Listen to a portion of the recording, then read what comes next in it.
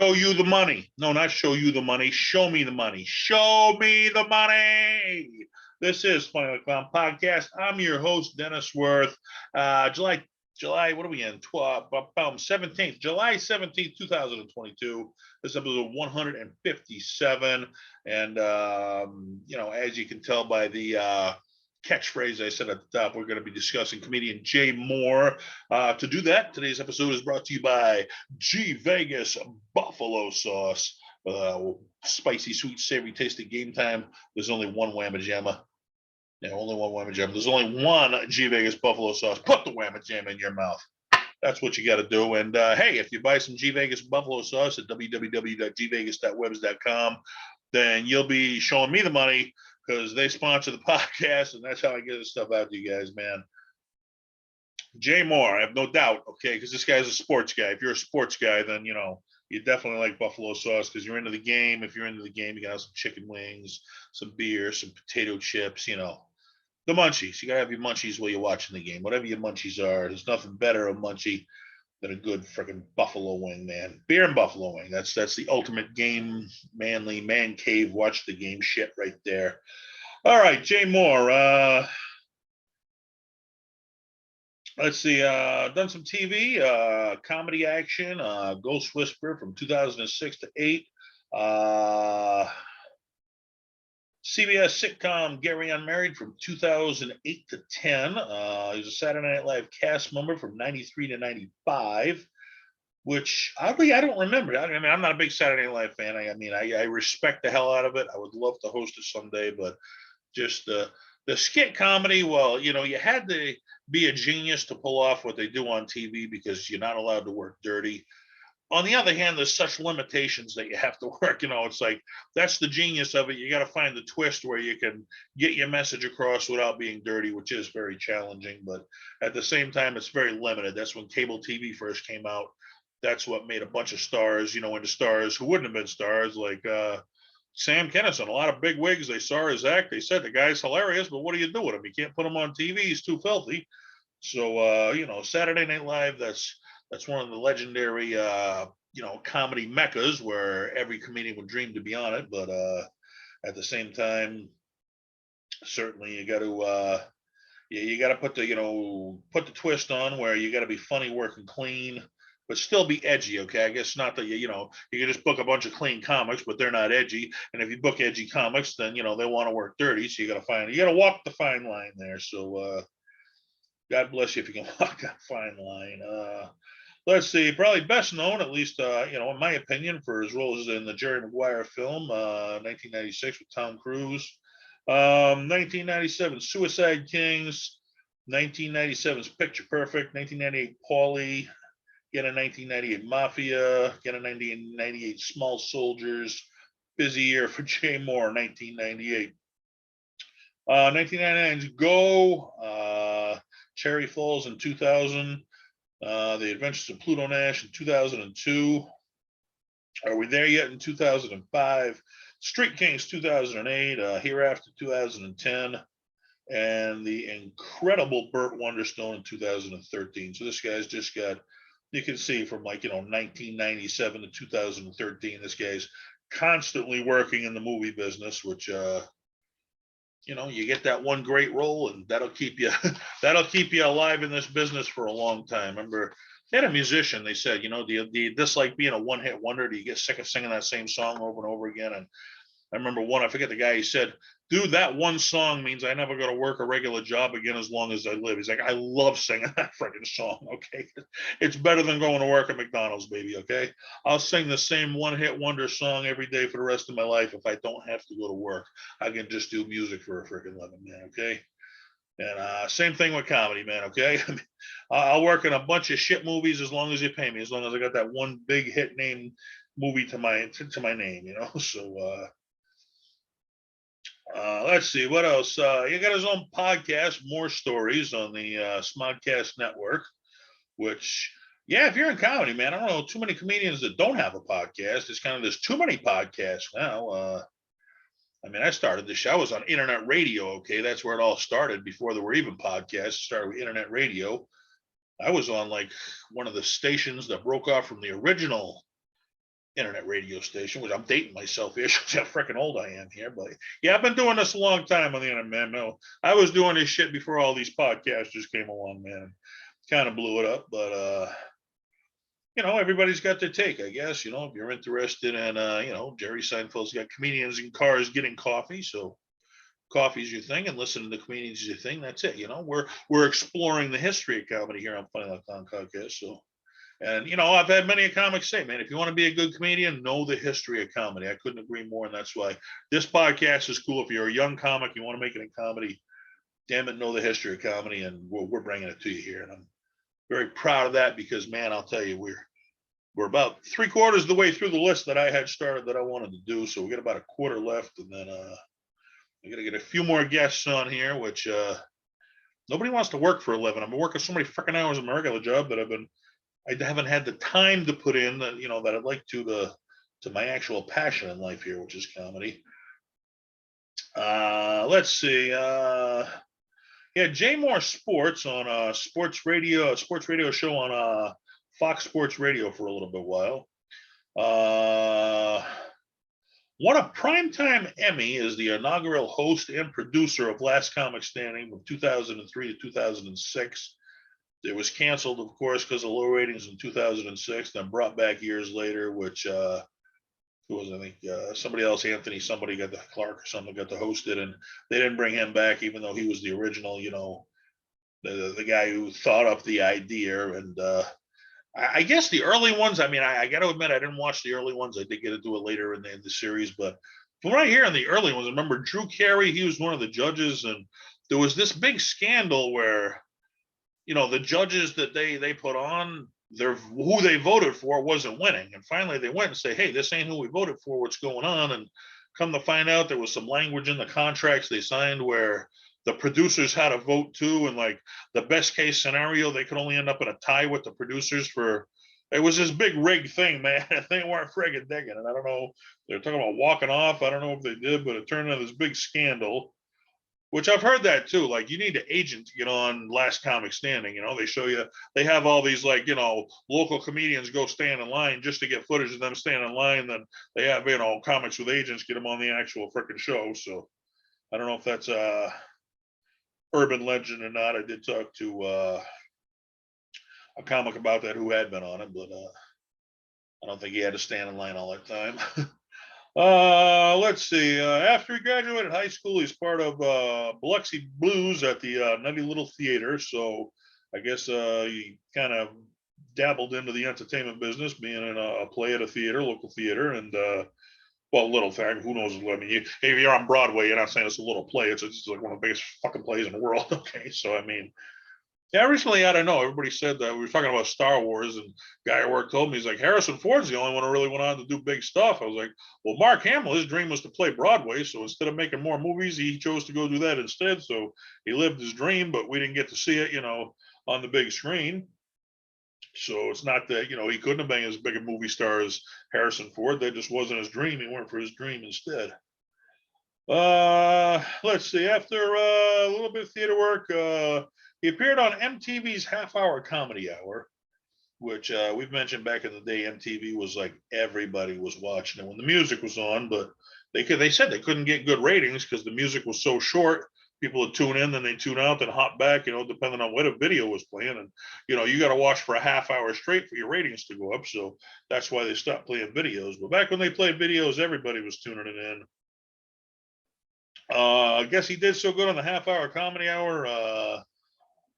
They actually offered him a job as a video disc jockey there, which he turned down, which that's ballsy, man. Getting your first shot on TV, them offering you something, you turning it down. But I guess it didn't deter him. 1991, he started hosting Lip Service, which is a lip sync contest on MTV. So they did eventually get him on there, which won a Cable Ace Award, which, of course, as we mentioned, followed up after that in 91 on MTV, led to 94 to 95 on Saturday Night Live, which ain't a long time on Saturday Night Live. I guess, a lot of people there 5-6 years. I mean, to have 1 or 2 years, I can't say it was like, probably why I don't remember him. Not that I watched Saturday Night Live a whole lot, but I mean, I did know the comedians on there.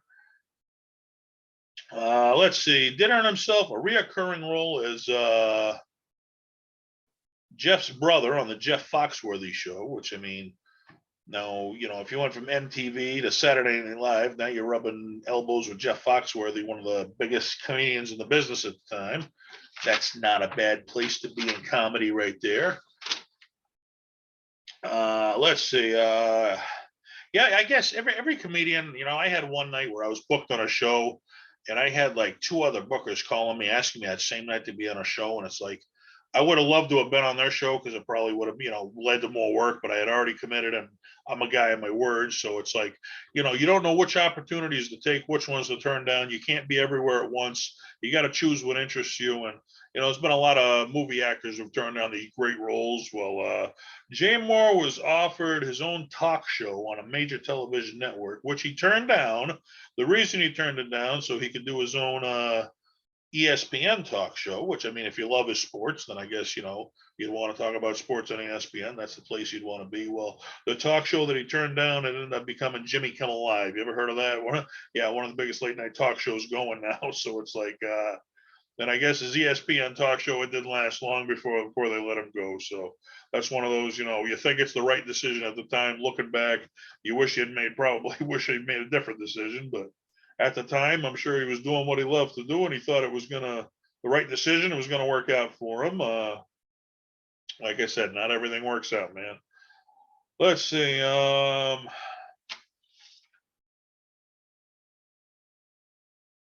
He was on a variety of other TV shows where he just like one episode type things. Wishes. He was coached on the show Wishes. My own private practice guy, Scrubs, West Wing. Well, heard of that one. Shorty's watching Shorty's on Comedy Central, which that ironically has come up a number of times on Funny Like Clown podcast. We've talked about that. So that's kind of like The Simpsons. Like every major freaking comic you could think of, The Simpsons have hit it. Which I mean, if you're The Simpsons, then the longest running cartoon in television history. I mean, good chance you're going to hit it. But I mean, they were hitting these guys before they were huge stars. So I mean, but yeah, Shorty's watching Shorty's, man. I mean, they were getting like the big comics at the time, and a lot of careers are leading back to that. Let's see. Did 2 seasons of the CBS sitcom Gary Unmarried. He was in Clint Eastwood's film Hereafter, which I remember hearing him tell a story about Clint Eastwood somewhere. I think it was part of his comedy routine. I might have caught where he was talking about his vices in comedy, and Clint Eastwood's just like, "Are you mic'd?" Which if you're on set doing a movie, you're constantly got a microphone. And he's like, "Yeah, I'm mic'd to cover it up." So he covers up his mic. He's like, meanwhile, there's like 5 boom guys there, like leaning in to hear what Clint Eastwood's gonna say. He's like, "My vice was pussy." That's what Clint Eastwood's vice was. Okay, so some people are drinkers, some are drug addicts, and some are addicted to sex. Apparently, Clint told Jay he was a sex addict. That was why he was in the movie business. So let's see. He was on NBC's Outlaw, and guess he's a regular on the Jim Rome show, which is one of the bigger sports shows. And eventually, every now and then, he gets to actually guest host the Jim Rome show. Which Jim Rome, yeah, he was like this average freaking guy for ESPN. And I forget who it was. Somebody attacked him on set, and he just blew up for getting attacked on set. That was like his big claim to fame, is that this athlete kept calling him a name. I forget what it was. He's like, athlete's like, "I bet you don't call me a name again." He's like, "I bet I do." Then he said it, and the athlete tipped over the table and attacked the guy, and boom, he just blew up for that and turned into got this huge following, and he's been doing it ever since. So Jay gets to fill in for him. I guess, hey, you get his audience. That's a good thing. Put out his own book, Gasping for Airtime. A lot of comedians put out books. Yeah, I'm not much of a reader myself, but you can get on that bestseller list, man. You're making some money. I remember local comedian I work with, Larry Lee Lewis. He printed up like some of his own books that he wrote himself, and he sold them at comedy shows after shows. He was selling more than I thought. So he did pretty good.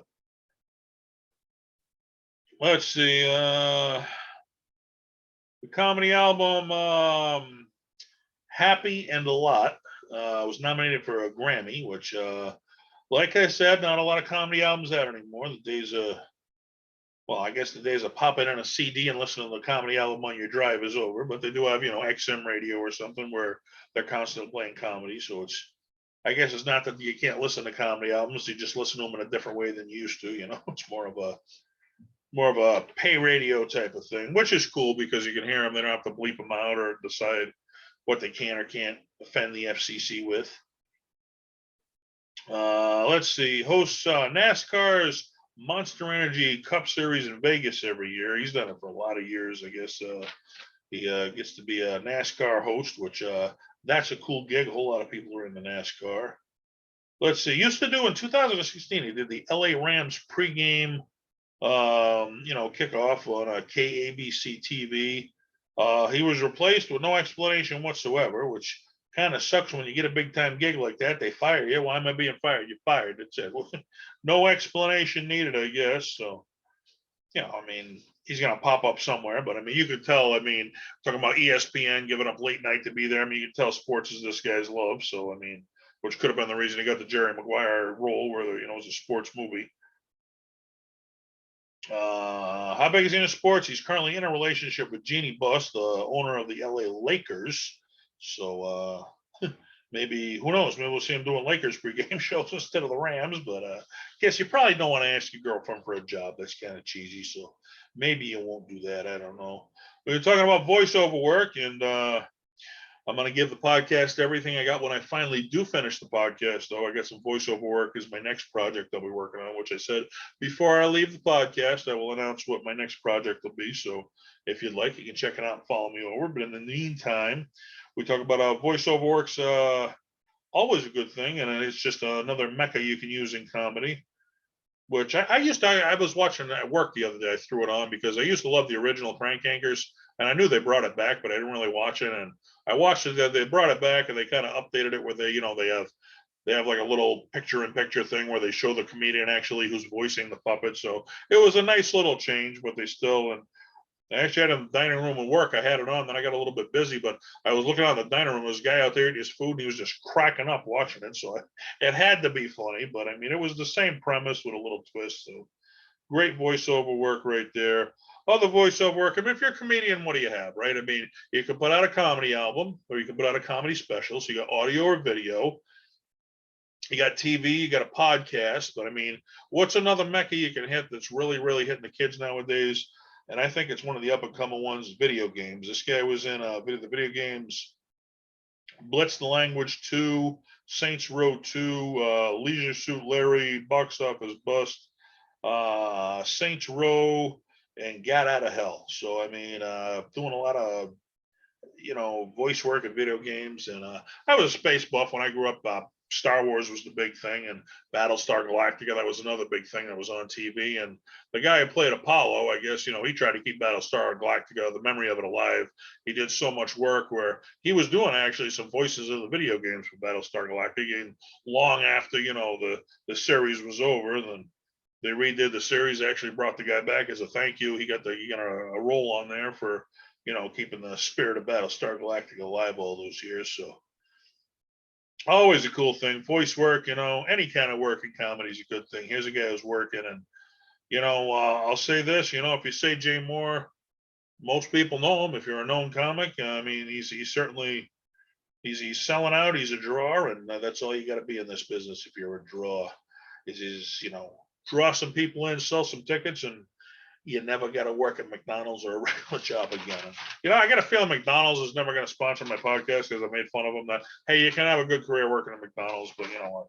It's probably not what your dream would be in life. If you want to do your dream in life, then damn it, you got to follow it. And I got to take my own advice here because I'll tell you, I've got to, I got to get back to comedy. I've been out of the game. While the podcast is keeping me alive, I am doing some movies, which, had to take a step back from comedy so I could do some comedy movies, which I'm very much enjoying, but there's nothing like a live mic and a live audience. So hopefully soon I can get back to doing what I love to do. Right now, I'm putting some money away so I can finance doing what I love to do. And hey, hopefully we'll see you around. Until then, I'll see you on the next podcast. This is Funny Like Clown. Tell your friends, tell your neighbors, tune in. We are everywhere. And yeah, we're literally, I'm on like Spotify, Anchor, everywhere. I'm on YouTube if you want to watch the video version, man. Just like and subscribe. I know everybody says that, but you know, I'm getting more. I'm not really getting a lot of hits on YouTube. Most of my listeners are on the audio version, which I get because I lay down in bed. You don't want to watch it. You just want to sit there and listen to it. You fall asleep or something. So if you had a good podcast, hey, we're learning the history of comedy because laughter is the best medicine. So you want to be a good comedian, you want to make them laugh, know the history of comedy, and it'll only make you better. Till next time, laugh.